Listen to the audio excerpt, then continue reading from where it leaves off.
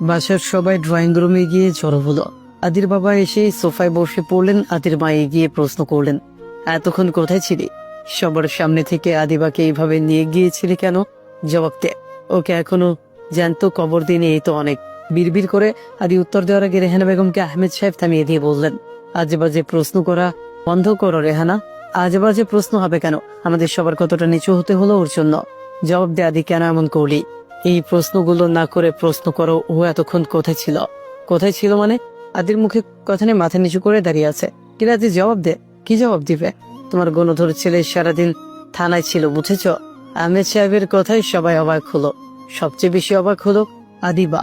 আদির মা এগিয়ে গিয়ে বললেন, থানায় ছিল মানে কি? কিছু নেশাখোর ছেলের সাথে ঝামেলা করেছিল, পুলিশ খবর পেয়ে ধরে এনেছে। দেশে ফিরেছিস দুদিনও হয়নি, নেশাখোর ছেলেদের সাথে তোর কিসের ঝামেলা? আদি, কিরে উত্তর দে। আমি ভাবতেও পারছি না এত বছরে ওর আচরণের কোনো পরিবর্তন হয়নি। আমরা ওকে মানুষ করতে পারিনি রেহানা। আহমেদ সাহেবের কথাটা বলতে দেরি হলেও আদির উত্তর দিতে দেরি হলো না। এবার বাড়াবাড়ি হয়ে যাচ্ছে বাবা। বাড়াবাড়ি তো হবে।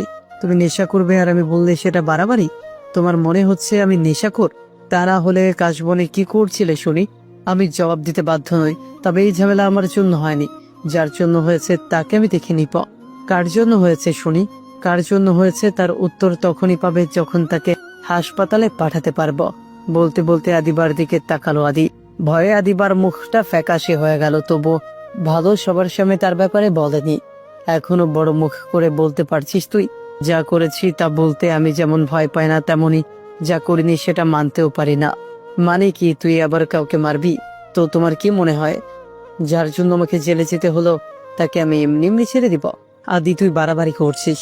কেউ যদি ভালো কথা ভালোভাবে না বোঝে তাকে আমি আমার মতোই বোঝাবো।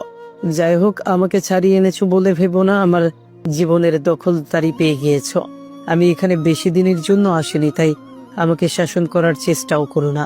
যদি তোমাদের অসুবিধা হয় কালকেই চলে যাব। তাছাড়া পুলিশ আমাকে আটকে রাখতো না যদি আমার সাথে টাকা থাকতো। আশা করি আমি কি বোঝাতে চাইছি তা তুমি বুঝতে পেরেছ।